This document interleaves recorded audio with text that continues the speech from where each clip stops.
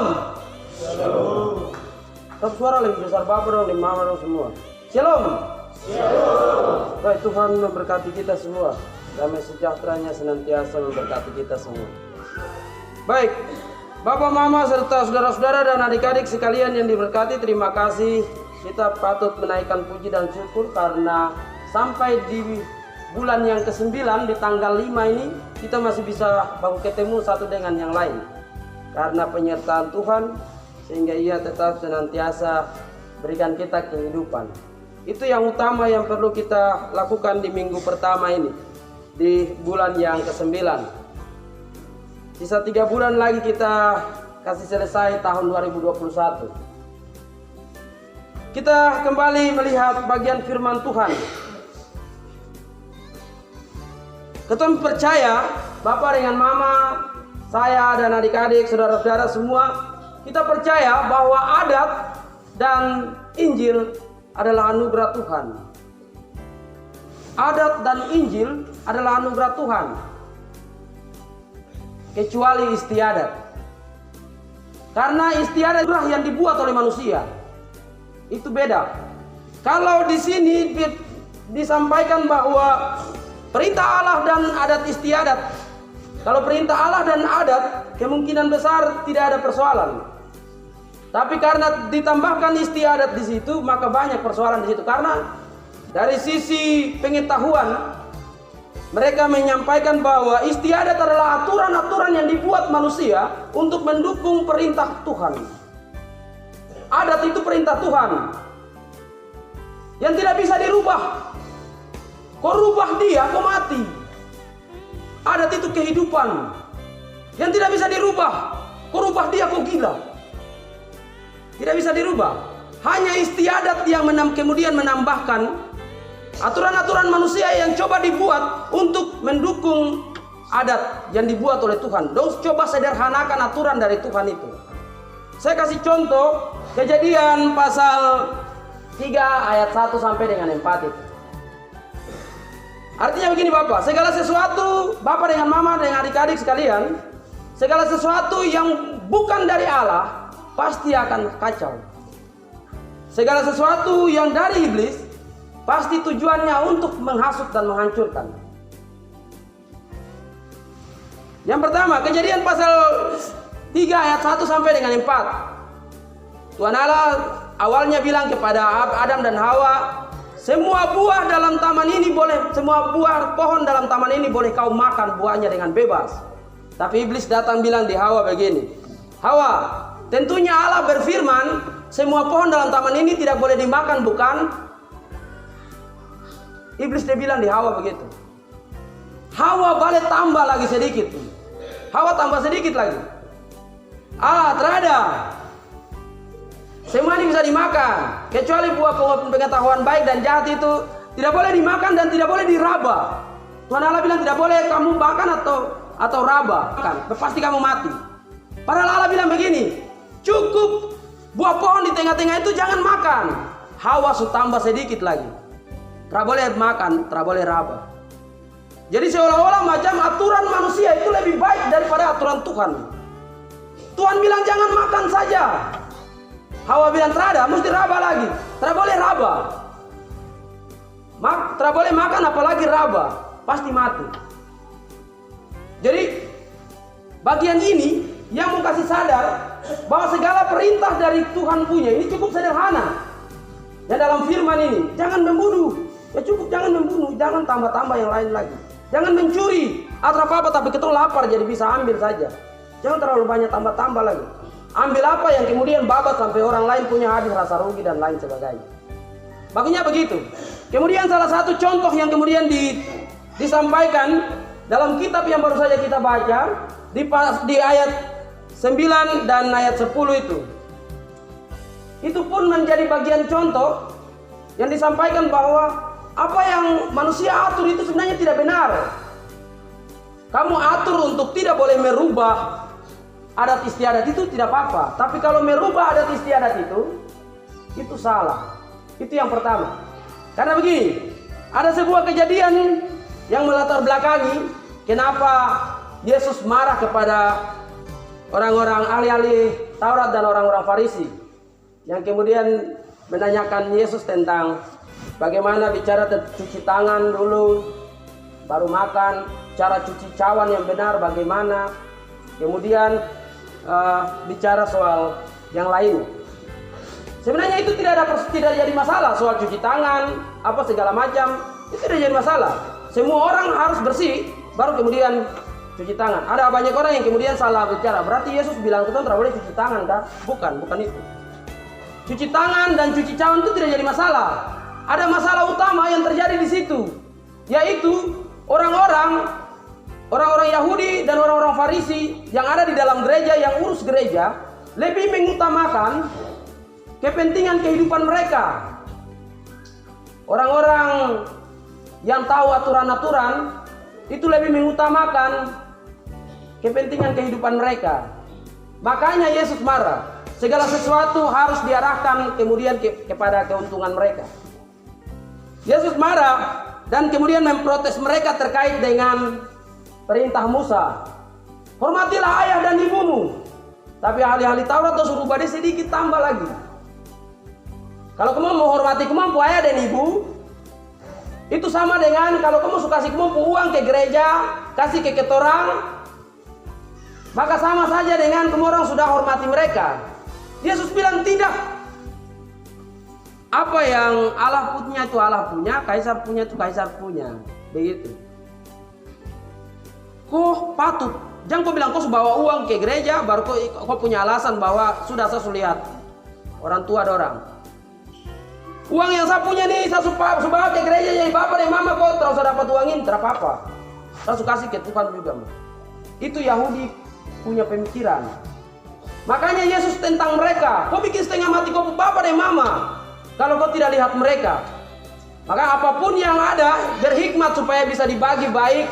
Yang gereja punya, yang orang tua punya, anak-anak punya jajan, anak-anak punya, sehingga tidak ada yang merasa dirugikan. Situasi itu yang kemudian Yesus menyampaikan kepada bangsa mereka, bangsa Yahudi, agar jangan terlalu merubah perintah Tuhan. Karena apa yang dirubah perintah Tuhan seolah-olah manusia punya lebih besar. Seolah-olah manusia punya lebih baik. Seolah-olah manusia punya lebih suci, lebih kelihatan suci daripada Tuhan Allah punya. Tuhan Allah bilang, jangan makan saja. Iblis bilang tidak boleh dimakan. Hawa pergi tambah, tidak boleh makan, tidak boleh pegang. Nanti mati. Ini kelihatan macam paling suci sekali. Ada banyak orang yang terjadi begitu. Sebut firman salah. Ada banyak orang tua, keluarga. Sebut firman salah, tapi mau pakai itu jadi contoh. Makanya bapak orang sebelum pakai firman untuk jadi contoh nasihat anak-anak, baca dulu. Baca firman dulu, baru sampaikan kepada mereka. Jangan sampai salah kasih firman. Ada satu cerita, Pak itu ini karena dia memang mengantuk, dia masuk di gereja. Pendeta Pak hari itu ada bahas tentang 10 firman Tuhan, firman Allah. Karena bicara soal 10 firman Allah sampai di perintah yang jangan membunuh, dia sudah tidur. Jadi dia kaget bangun pas pendeta bilang cuma dapat dengar pendeta bilang membunuh. Pulang dia bunuh orang. Karena begitu. Jangan sampai salah ucapkan firman dan jangan salah cerita firman. Karena itu berdampak besar bagi kehidupan keluarga, saudara-saudara, anak-anak. Dan itu yang terjadi di negeri sini. Seolah-olah bahwa apa yang kita dengar dari dulu itu benar. Kita cek dulu kejelasannya. Betulkah atau salah? Betulkah atau tidak benar? Jangan yang kemudian barang itu yang kita orang bawa sampai bikin anak-anak orang jadi salah dalam memiliki hikmat. Bapak, mama serta saudara-saudara yang diberkati Tuhan, sekali lagi bagian perintah dari Allah bicara tentang adat istiadat Yahudi. Kita bawa dia ke dalam kehidupan. Ada banyak yang kita bicara dalam negeri ini. Kita percaya bahwa adat itu Tuhan punya. Injil begitu juga. Injil juga Tuhan punya. Karena yang bikin aturan pertama kali di dunia ini adalah Allah sendiri. Dia yang cipta tumbuh-tumbuhan, tanah, air, udara dan lain sebagainya. Dia cipta semuanya. Dia yang cipta dan dia tahu kekurangan-kekurangan. Oleh sebab itu dia lakukan aturan-aturan itu. Dia buat aturan-aturan itu untuk menjaga, melindungi, saling memelihara. Jadi kita semua sepakat bahwa adat adalah milik Tuhan. Adat itu yang Tuhan kasih keluar. Istiadatnya yang sebenarnya bukan Tuhan punya. Karena istiadat adalah perintah manusia yang mendukung perintah-perintah Tuhan. Selama perintah itu tidak mendukung perintah Tuhan, maka istiadat itu membawa kita ke dalam kebinasaan. Membawa kita ke dalam kehancuran. Mau contoh? Yang paling utama adalah adat istiadat itu selalu bicara tentang yang benar. Kalau hari ini ada adat bicara tentang yang salah, mengajarkan kehidupan kita untuk melakukan yang salah. Adat apa yang bicara soal kawin dua? Terada. Tidak ada adat yang bicara soal itu. Adat apa yang bicara soal banyak hal yang kemudian melarang kita? Tidak ada adat yang bicara soal itu. Karena adat dari Allah itu bicara soal kehidupan. Kita mau hidup, kita harus hidup. Kita hidup cukup takut akan Tuhan. Makanya saya bilang bahwa sebelum saya banyak hal bicara, ada banyak hal yang saya sudah sampaikan. Bahwa pemerintah itu adalah pendeta di dalam pemerintahan. Kepala suku, kepala marga, kepala adat itu adalah pendeta di adat. Kau kasih contoh kau baik dulu, baru kemudian masyarakat bisa ikut. Kalau teradat tidak bisa. Kepala adat minum mabuk dan lain sebagainya, baru kemudian tuntut masyarakat adat wilayah marga untuk kamu harus baik-baik saja. Omong kosong, stop, tipu-tipu. Begitu. Dan lain sebagainya. Yang jadi utama adalah kita semua, baik kepala adat, kepala marga, pemerintah maupun agama, itu adalah bagian yang Tuhan kehendaki untuk menjalankan perintah Tuhan. Semua ada aturannya. Gereja ada aturannya, adat ada aturannya, pemerintah pun ada aturannya. Tapi tujuannya adalah untuk memuji memuliakan nama Allah, memuji memuliakan nama Tuhan. Selama pemerintah tidak memuji memuliakan nama Tuhan, pemerintah itu cepat dan lambat pasti akan jatuh dengan sendirinya.